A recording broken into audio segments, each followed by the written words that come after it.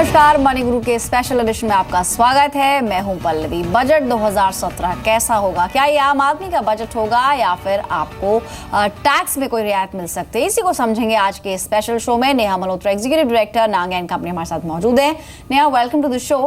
जहां तक बज़ की बात है तो ऑलमोस्ट हर साल ये होता है कि जब भी बजट नजदीक हो तो इस तरह की उम्मीदें, इस तरह की संभावनाएं होती हैं कि शायद कोई रियायत टैक्स दरों में मिले। लेकिन इस बार की जहां तक बात है, काफी स्पेशल होगा बजट कई मायनों में, इसलिए भी क्योंकि स्टेट इलेक्शंस हैं, इसलिए थोड़ा सा कह सकते हैं पॉलिटिकल फ्लेवर भी इसके अंदर देखने को मिलेगा। और साथ ही डीमोनेटाइजेशन के जो इफेक्ट्स हैं उसको थोड़ा सा कह सकते हैं कि पॉजिटिव ऐसे इफेक्ट समझाने के लिए भी कुछ बड़े कदम इसमें उठाए जा सकते हैं। तो कैश ट्रांजैक्शंस को लेकर सरकार का रुख आगे क्या रहता है ये भी देखना होगा। लेकिन खासतौर पर जब हम टैक्स की बात करते हैं, इस तरह की उम्मीद है कि शायद इस बार स्लैब में चेंज हो, क्योंकि कई सालों से इसमें कोई बदलाव नहीं हुआ है, या फिर रेट्स में कोई चेंज हो। तो अगर मैं आपसे आपकी ऑब्जर्वेशन पूछूं तो आपको क्या लगता है, ये जो दो विकल्प हैं वित्त मंत्री के सामने कि टैक्स दरें घटाएं या फिर स्लैब को चेंज करें, दोनों में से वायबल ऑप्शन कौन सा है? आपका कहना बिल्कुल ठीक है कि इस बार बजट जो है उसके अराउंड जो एक्सपेक्टेशंस हैं, they are based on the fact that government is trying to regain its mojo which it seems to have lost due to demonetization. So government is actually walking on a very thin rope, trying to pacify the woes caused by demonetization, at the same time trying to kickstart the revival of Indian economy towards meeting their fiscal targets. So there are lots of expectation हर साल होती हैं कि tax दरें में कम होगी।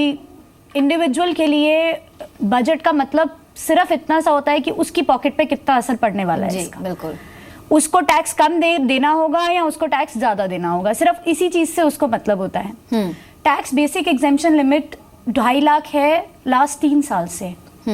We can expect कि 2.5 लाख से ये 3 लाख करी जाए, 4 लाख करी जाए। मेरा पर्सनल ओपिनियन ये है कि क्यों हम हर बार इसको 50,000 से बढ़ाने की उम्मीद करते हैं? क्यों नहीं हम ये सजेशन देते कि ये 2.5 लाख से बढ़ाकर इसे हर साल इन्फ्लेशन रेट के साथ लिंक कर दिया जाए। और ऑटोमेटिकली कोई रिक्वेस्ट की जरूरत ना पड़े कि इंडस्ट्री प्रेशर आ रहा है तो गवर्नमेंट बढ़ा रही है basic exemption limit. It should be raised automatically on an annual basis based on the inflation rate. I think that should be the way of doing it. आप बिल्कुल ठीक कह रहे हैं जहां कहते हैं कि टैक्स रेट 30% स्टार्ट हो जाता है जैसे ही आपकी 10 लाख से ऊपर इनकम होती है। अगर गवर्नमेंट चाहती है कि टैक्स बेस हमको वाइड करना है, what they can do is they can reduce they can increase the income threshold जिसपे ये 30% का रेट किक इन होता है। उससे क्या होगा? कंप्लायंस बढ़ेगा। More people will try to comply because tax rate कम होता है तो कंप्लायंस बढ़ेगा ही बढ़ेगा। वो हम एक्सपेक्ट कर सकते हैं। बट ज्यादा वायबल ऑप्शन मैंने कहा, जैसे दो विकल्प आपने मेंशन किए कि क्योंकि इस तरह की बात है इसलिए हम इस पर चर्चा भी कर रहे हैं कि 3 साल से स्लैब्स में कोई बदलाव नहीं है। और एक और अहम चीज कि पिछले कई वर्षों से हम देख रहे हैं जब से कॉमन स्लैब्स कर दिए, पहले महिलाओं को कुछ अतिरिक्त छूट मिलती थी, लेकिन क्योंकि अब कह सकते हैं संख्या वर्किंग वुमेन की बढ़ रही है, क्या ये एक पॉइंट हो सकता है कंसिडर करने वाला कि शायद may be on the basis of gender कुछ डिफरेंशिएशन हो जाए? क्योंकि अभी फिलहाल जो स्लैब्स हैं उसमें सीनियर सिटीजन्स और इंडिविजुअल्स के लिए स्लैब्स का डिवीजन है, और फिलहाल मेजरली देखा जाए ब्रॉडर बेसिस पे तो 3 तरह के स्लैब्स हैं, 10%, 20% और 30%।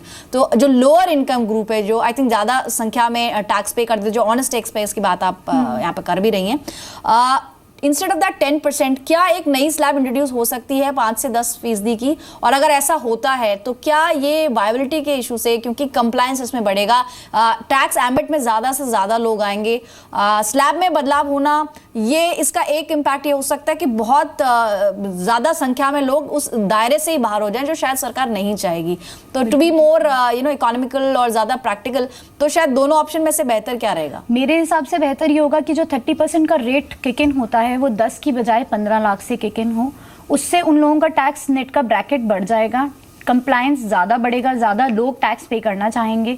अभी अगर आप जानती हैं तो 1.25 करोड़ की जनसंख्या में से सिर्फ अराउंड 4 करोड़ लोग हैं जो टैक्स रिटर्न फाइल करते हैं। जी, क्या ऐसा पॉसिबल है? क्या इतने कम लोगों की सिर्फ टैक्सेबल इनकम होती है? और इसमें से भी majority would be the salaried class, because उनको ऑटोमेटिकली टैक्स कट जाता है, उन्हें तो रिटर्न फाइल करनी ही पड़ेगी। सो उन लोगों से बाहर निकल के बिजनेसमैन को इनकरेज करने के लिए अगर टैक्स रेट 30% से घटकर 20% उन्हें दिखाई देगा, हो सकता है वो लोग टैक्स रिटर्न फाइल करने के लिए आए आगे। वैसे भी क्योंकि डीमोनेटाइजेशन के बाद रूल्स इतने स्ट्रिक्ट हो चुके हैं कि cash economy is going down, तो टैक्स कंप्लायंस तो बढ़ेगा ही। बट अगर एक तरफ से आप उनको इंसेंटिवाइज करेंगे कि to file return, then I think the compliance would go up more. Right, तो इंसेंटिवाइज करने की ज़रूरत है। मेजरली इन्वेस्टमेंट सेंटिमेंट उसको थोड़ा बूस्टअप करने की ज़रूरत है, जो शायद जो कंज्यूमर बिहेवियर है और जो सेंटिमेंट है कहीं ना कहीं थोड़ा डैम्पन हुआ डीमोनेटाइजेशन की वजह से। तो ये भी देखना होगा कि इसको लेकर क्या इनिशिएटिव्स आते हैं। लेकिन क्योंकि जैसा मैंने शुरुआत में मेंशन किया नेहा कि ये बजट जो है इस मायने में भी स्पेशल है क्योंकि इलेक्शन से ठीक पहले है, 5 राज्यों के इलेक्शन है, और फिर अगर ओवरऑल हम टर्म भी देखें तो एनडीए सरकार की जो 50% टर्म है वो ऑलमोस्ट कंप्लीट हो चुकी होगी जिस वक्त बजट आएगा, और अगले 2.5 साल और सामने होंगे। तो उन सभी फैक्टर्स को देखते हुए अगर मोटा मोटा देखा जाए तो ये कुछ फैक्टर्स है जो शायद प्ले आउट कर सकते हैं बजट 2017 में। लेकिन आपकी अपनी सोच क्या कहती है, क्या ये पॉपुलिस्ट बजट होगा या फिर popular? Because there is a very fine line between these two. आपको क्या इंडिकेशन है, क्या इंट्यूशन है आपका? जो कि हमने न्यू ईयर ईव पे भी सुना, हमारे प्रधानमंत्री जी ने कहा कि जो इंटरेस्ट सबवेंशन उन्होंने हाउसिंग लोन पे डाली है, उससे that is a low cost reform but a widely popular reform. So it is indicating that it will not be a populist budget, meaning thereby some wasteful expenses will be done. Rather it will be a popular budget impacting the overall economic growth and in boosting the economy in a right manner. जो interest subvention आई है उससे मेरे हिसाब से housing sector को काफ़ी boost मिलेगा। एक हाउसिंग फॉर ऑल जो हमारा एजेंडा रहा है, जो हमारे प्रधानमंत्री ने कई बार दोहराया है, और हर हिंदुस्तानी चाहता है कि उसका अपना घर हो, तो उस चीज़ को भी ये काफ़ी प्रमोट किया जाएगा। इस पे मैं आपका एक और टैक्स एग्जेम्पशन की तरफ ध्यान ले जाऊंगी। जो हाउस लोन के ऊपर आपको 2 लाख की छूट मिलती है फॉर द इंटरेस्ट यू पे, That has not gone up for some time. Last year उसे बढ़ाया गया था, 1.5 से 2 कर दिया गया था, बट स्टिल वो अभी भी अगर आप किसी मेट्रोपॉलिटन सिटी में जाएं, मुंबई में जाएं, वहां पर एक घर खरीदने की कीमत है कम से कम 1 करोड़ रुपए। 1 करोड़ से स्टार्ट होते हैं वहां घर। तो क्या वहां उस वैसे एरियाज के लिए 2 लाख रुपए की एग्जेम्पशन डिडक्शन काफी है? मेरे ख्याल से नहीं है। मेरे ख्याल से उसको बढ़ाना चाहिए और करंट सिनेरियोज के हिसाब से उसको इंक्रीज करना चाहिए। That will give a great boost to. क्या ये थोड़ा सा कॉम्प्लिकेटेड नहीं हो जाएगा अगर जैसा आप कह रही हैं कि मेट्रोज में जो प्रॉपर्टी की कॉस्ट है डेफिनेटली हायर साइड पे होगी, तो अभी क्योंकि कॉमन है कि जो सेल्फ ऑक्यूपाइड प्रॉपर्टीज है उसमें इंटरेस्ट पर 2 लाख तक की छूट 24B जो सेक्शन है उसके अंदर मिलती है।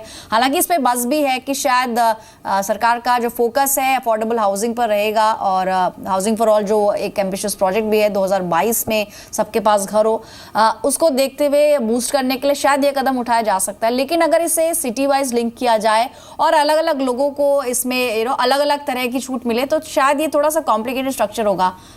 यू थिंक इस तरह से मेरे कहने का मतलब था कि अगर एक मेट्रोपॉलिटन सिटी के अंदर 1 करोड़ में घर मिलता है तो 2 लाख तो उसके आगे कहीं भी स्टैंड नहीं करता। तो अगर बढ़ेगा तो it will not be metro specific, अगर दर बढ़ाई जाती है तो it will be overall India specific.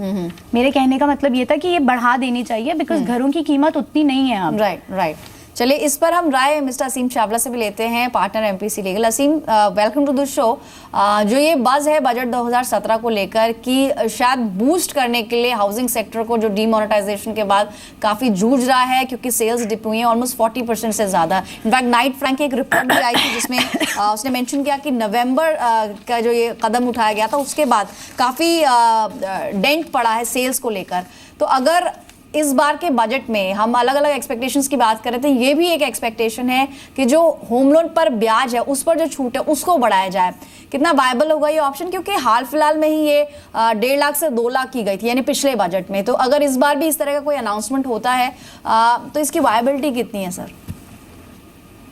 Pallavi, real estate sector को एक ऑलराउंड बूस्ट की जरूरत है। तो उसमें एक पहलू जो कई टाइम से नजरअंदाज तो नहीं कह सकते बट कॉन्शियसली शायद ये जो हम इनकम फ्रॉम हाउस प्रॉपर्टी और जो इम्प्यूटेड रेंट है, आई थिंक इस बार बजट में उसको लेके प्रावधान में चेंजेस हो सकते हैं। इन अदर वर्ड, जो हमारी सेल्फ ऑक्यूपाइड प्रॉपर्टीज हैं या जो प्रॉपर्टीज रेंटल के अलावा हैं जिसमें आपको बेसिकली इम्प्यूटेड एक तरह से रेंट देना पड़ता है, आई थिंक उसमें ट्वीकिंग हो सकती है और शायद होनी भी चाहिए because that will give boost in to a situation जहाँ पर लोगों की रेंटल इनकम की आमदनी ना होते हुए भी उनको एक तरह से टैक्स देना पड़ता है। जी। हाउस प्रॉपर्टी के प्रावधान में अमेंडमेंट या संशोधन की रियलिस्टिक एक्सपेक्टेशन है, एक ये है। दूसरा जो इंटरेस्ट जो यूजुअली जो 1.5 से 2 अभी आपने जिक्र किया इंटरेस्ट ऑन हाउसिंग जो 2 लाख है, शायद वो बढ़ जाए, उम्मीदें तो हैं। तीसरा ATEE जो प्रोविजन मेरे को याद है पिछले साल भी शायद आपके साथ भी डिस्कशन इस पे हुआ। ATEE की जो मियाद है, जो 31 मार्च 2017 के जो लोन्स हैं उनको जो डिडक्शन मिलता है ATEE का, मुझे लगता है कि इस बजट में चैप्टर 6 से यानी डिडक्शन को लेके रैशनलाइजेशन हो सकती है। उसमें ATEE और प्लस जो बाकी अलाउंसेस या डिडक्शन हैं उसमें रैशनलाइजेशन होगी। उससे गवर्नमेंट को एक बेनिफिट होगा कि जो प्रेशर है जो न्यूनतम स्लैब का, जो मिनिमम स्लैब का, उसको टिंकर नहीं करना पड़ेगा। बिकॉज स्लैब को टिंकर करते ही आपका टैक्स बेस जो है वो जेपरडाइज हो जाता है। और मौजूदा हालात में अभी आपने भी खूब डिस्कशन किया आज भी और कल भी कि गवर्नमेंट नहीं चाहती कि हम न्यूनतम स्लैब को चेंज करें क्योंकि टैक्स बेस बहुत तो आपको स्लैब बदलने की पॉसिबिलिटी कम लगती है? और नहीं है, इंटरमीडिएट लेवल पे। और यही नीति आयोग ने भी कहा और मैं उनकी बात से बिल्कुल इत्तेफाक रखता हूँ कि आप न्यूनतम स्लैब, बेसिक स्लैब को मत चेंज कीजिए, जो इंटरमीडिएट स्लैब है आप उसको चेंज कीजिए ताकि जो टैक्स बेस है वो बना रहे। और कुछ इंक्रीमेंटल बेनिफिट्स हैं जो आप डिडक्शन के मेथड से दे सकते हैं या रिबेट्स के मेथड से देख सकते हैं, वहां दे दीजिए ताकि obligation to file tax return बना रहे। 2 सालों में तकरीबन 76 लाख से ज्यादा नए टैक्स फाइलर्स ऐड हुए हैं। मैं टैक्स पेयर्स की बात नहीं कर रहा क्योंकि हम सब ये जानते हैं और आपने भी खूब इस पर डिस्कशन किया कि फाइलर्स तो बहुत है बट पे लोग कम कर रहे हैं। और एक और जो अब चूंकि संख्या की बात हो रही है तो आपको ये भी ध्यान रखना चाहिए कि इंडिया का जो टैक्स GDP रेशो है वो आप उसको इमर्जिंग इकोनॉमी से कंपेयर करें तो बहुत कम है क्योंकि वो आप 16% की बात करते हैं एज कम्पेयर टू चाइना जो तकरीबन 20% है, ब्राजील 35.5% है और इमर्जिंग इकोनॉमीज का 21.4% है। अब इसमें डीमोनेटाइजेशन का कितना इम्पैक्ट होगा? इमीडिएट जो रिएक्शन है वो तो ये कहता है कि शायद इम्पैक्ट ना हो, बट ओवरऑल सेंटिमेंट GST और आपने सेंटिमेंट की बात की मिस्टर चावला, एक इम्पोर्टेंट बस और इनफैक्ट आपका मैं सवाल इसी पर पूछना चाहती हूँ कि एक बस ये है कि जैसे आपने कहा स्लैब्स चेंज करना बहुत अच्छा ऑप्शन नहीं होगा, लेकिन एक नई स्लैब इंट्रोड्यूस करना मे बी जो लोअर साइड पे, क्योंकि जो लोअर तबका जो सबसे नीचे वाला इनकम ग्रुप है यानी जो टैक्स पे कर रहा है और सबसे कम दर उस पर लगती है 10% की, उसमें दायरे में और लोग आए। इसके लिए अगर 10% के बजाय 5 से 7% की एक अगर स्लैब इंट्रोड्यूस की जाए या मे बी हायर साइड पे भी कुछ और चेंजेस हो जाए, ऐसा कोई सुझाव जिससे आपको लगता है कि कंप्लायंस भी बढ़ेगा, ज्यादा से ज्यादा लोग टैक्स भी पे करेंगे और सरकार को नुकसान भी कम होगा, ऐसा कुछ ऑप्शन? हाँ बिल्कुल, इस समय तो जीरो टॉलरेंस है, गवर्नमेंट की होनी भी चाहिए। बिकॉज भारतवर्ष के इतिहास में जो हमारा सबसे बड़ा फेलियर टैक्स एडमिनिस्ट्रेशन का रहा कि हम अपना टैक्स GDP रेशो और टैक्स पेयर्स हम नहीं बढ़ा पाए। हम जितना मर्जी कंपैरिजन कर लें कि हिंदुस्तान में हर साल गाड़ियां कितनी बिकती हैं, लोग कितना एक्सपेंडिचर करते हैं, बट हम टैक्स बेस नहीं बढ़ा पाए। ये एक एडमिटेड फेलियर है। अब गिवन सिचुएशन में हम क्या न्यूनतम बेसिक स्लैब को छेड़े? Answer is no. जो रिबेट रिजीम थी सेक्शन 88 की, उसको किसी माध्यम से इंट्रोड्यूस करें। या पल्लवी, जैसे आपने कहा कि एक 5 से 7 लाख का जो स्लैब है वो इंट्रोड्यूस हो जाए ताकि डिस्पोजेबल इनकम थोड़ी सी बढ़ जाए। बिकॉज आप मैक्सिमम टैक्स फाइलर्स देखो तो जो टैक्स पेयर्स हैं, फाइलर्स तो हो गए, चाहे जीरो टैक्स भी हो सकता है, जो मैक्सिमम टैक्स पेयर्स हैं वो उसी 5 से 10 के स्लैब के 5 से 10 के बीच में है। तो उसमें अगर आप एक इंटरमीडिएट स्लैब 5 से 7 लाख का ले आए और एक 7 से 10 लाख का ले आए तो इससे काफी राहत मिलेगी। जो स्टैंडर्ड डिडक्शन है, जैसे अभी 2.5 लाख तक कोई भी इनकम टैक्स नहीं लगता, इसमें बदलाव के कितने चांसेस आपको लग रहे हैं इस बार के बजट में? मेरी expectation, because I have been a strong proponent कि हमें अपना टैक्स फाइलर बेस को तो बिल्कुल प्रिजर्व रखना है। तो उसमें मेरे को पर्सनल एक्सपेक्टेशन तो नहीं है। गवर्नमेंट के लिए बहुत बड़ा ये वेजर होगा, it will be a great Gamble for the government कि अगर वो न्यूनतम स्लैब को चेंज करके जो टैक्स फाइलर्स हैं वो दायरे से बाहर हो जाएं, क्योंकि इस समय फाइलर्स को कन्वर्ट करना है पेयर्स में और पेयर को कन्वर्ट करना है मोर पेयर्स में। करेक्ट तो सरकार के ऊपर बहुत प्रेशर, टैक्स एडमिनिस्ट्रेशन के ऊपर बहुत दरकार है कि इस समय वो कैसे हैंडल करती है ये सारी सिचुएशन। इनफैक्ट असीम, आपका एक क्विक रिएक्शन में एक सर्वे हुआ है डिलॉयट की तरफ से, जो प्री बजट सर्वे है, इसमें काफ़ी लोगों ने अपनी एक्सपेक्टेशंस, जो सवाल उनसे पूछे गए उसके हिसाब से दी। तो उसमें एक सवाल ये भी था सर्वे का कि जो सेक्शन 80 TTA की जो छूट है जो सेविंग्स अकाउंट के ब्याज पर मिलती है, उसे लिंक किया जाना चाहिए डिपॉजिट के साथ भी, यानी जो आप बैंक में फिक्स डिपॉजिट करते हैं। हालांकि ये एक सर्वे था, उसके आधार पर कुछ आंकड़े सामने आए कि ऑलमोस्ट 74% ने कहा कि ऐसा हो जाए तो शायद बहुत अच्छा रहेगा बजट में। इसके अलावा भी उसमें एक दो चीज़ें और है, मैं आपसे आपका रिएक्शन चाहूंगी इन सब पर, कि अभी एडिशनल प्रॉपर्टी यानी एक से ज़्यादा प्रॉपर्टी आप रखते हैं तो एक नोशनल या डीम्ड रेंट आपको देना पड़ता है, उस पर टैक्स छूट खत्म हो जाए, ये कितना किस हद तक वायबल है? वही अभी जो शुरुआती दौर में वो डिस्कस किया कि जो इम्प्यूटेड रेंट है, जो नोशनल रेंट है इनकम फ्रॉम हाउस प्रॉपर्टी में, वो एक बहुत डेटरेंस है, क्योंकि सही मायने में देखिए तो कोई इनफ्लो है ही नहीं रियल सेंस में, तो फिर भी उसमें outflow in the form of tax है, तो वो एक डेटरेंट है एडिशनल प्रॉपर्टी में जो deem to be let out हो जाती है। तो उसमें मेरे को काफी प्रावधान के चांसेस ज्यादा लग रहे हैं। मेरे को लगता है इनकम फ्रॉम हाउस प्रॉपर्टी के जो प्रोविजन है, या नोशनल रेंट या इम्प्यूटेड वैल्यू टैक्सेबल होती है, उसमें फेरबदल की काफी गुंजाइश है, जिससे रियल एस्टेट सेक्टर को फिलिप मिलता है। अब आ गई 80 TTA की बात, 80 TTA, 80C, और ये सारे अगर आप डिपॉजिट को लिंक से करते हैं तो इसमें कुछ इंजेन्युइटी की उम्मीद इसलिए है क्योंकि सरकार का बहुत सारा जोर इस समय लेस कैश और वैसे तो मौजूदा हाल में देखिए तो बहुत फोर्स्ड सेविंग हो रही है। पिछले 8 नवंबर के बाद से एबिलिटी टू स्पेंड तो बहुत ज्यादा कर्टेल हो गई, तो banks are flushed with cash. उस मायने में 80 TTA की रैशनलाइजेशन शायद एक एक्सपेक्टेशन हो, बट कितनी रियलिस्टिक और रीजनेबल है प्रेजेंट टाइम्स में, वो देखनी पड़ेगी। In fact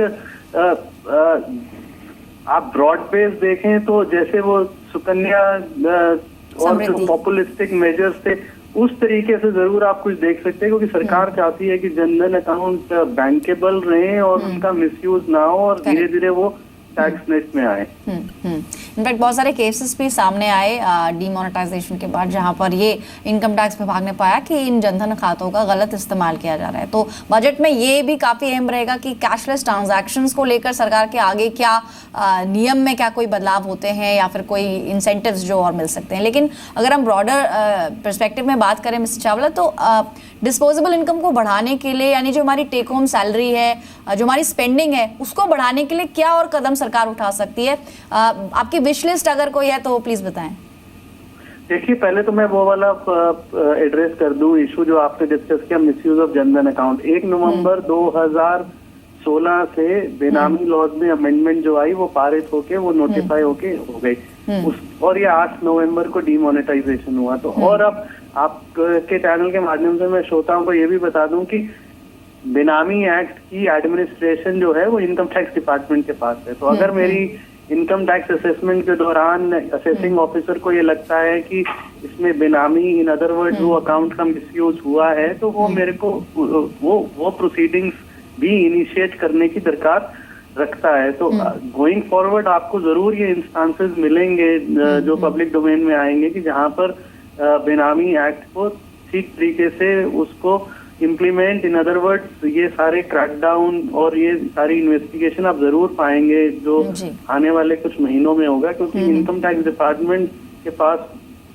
comparative to other departments काफी एप्टीट्यूड और वेयर विथॉल है देखने का। तो वहां पर हमें सबको उम्मीद है कि बेनामी लॉ के जो अमेंडमेंट्स हैं वो ठीक से इन्फोर्स होंगे और ठीक होने भी चाहिए, अगर जनधन अकाउंट का जैसे पब्लिकली हम सोचते हैं कि मिसयूज हुआ है। विश लिस्ट की जहां तक आप बात करते हैं, मैंने हमेशा से यही कहा है कि हिंदुस्तान अभी टैक्स पॉलिसी की तो हम बहुत बात करते हैं, उस पर खूब चर्चाएं भी होती है, but in our country good tax administration is actually nothing but good tax policy. तो अगर ये टैक्स एडमिनिस्ट्रेशन अपना सुचारू रखे और एक कॉन्फिडेंस रखें और एक ट्रस्ट डेफिसिट जो है between a potential tax payer and tax administration, उस तरफ ध्यान दें तो ज्यादा तवज्जो होगी। इनकम टैक्स एक्ट में आप पिछले 2 साल में इतने फेरबदल कर दिए कि एक्ट की सर्टिनिटी पे बहुत सारे सवालिया निशान है। एक्ट के अलावा आप इतने सर्कुलर्स और नोटिफिकेशन इशू कर देते हैं,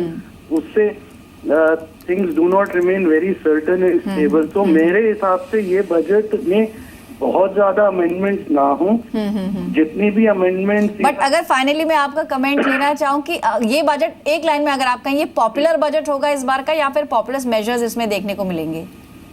No, I think this should be a stable budget. This budget should refrain from making too many amendments. Our economy at this moment is passing through a very tough phase, and therefore the less we experiment with it, the better it is in the long-term interest of the country. So it should be a carefully thought-through budget. We are in a very fragile situation. इस समय जरूरी है consolidation करने की, ना कि बहुत ज्यादा हम और टैक्स स्ट्रक्चर को और भी सिंपल बनाने की। शुक्रिया मिस्टर चावला समय देने के लिए और चर्चा करने के लिए, टैक्स को लेकर जो एक्सपेक्टेशंस हैं बजट में और साथ ही इनकी विश लिस्ट भी शेयर की इन्होंने।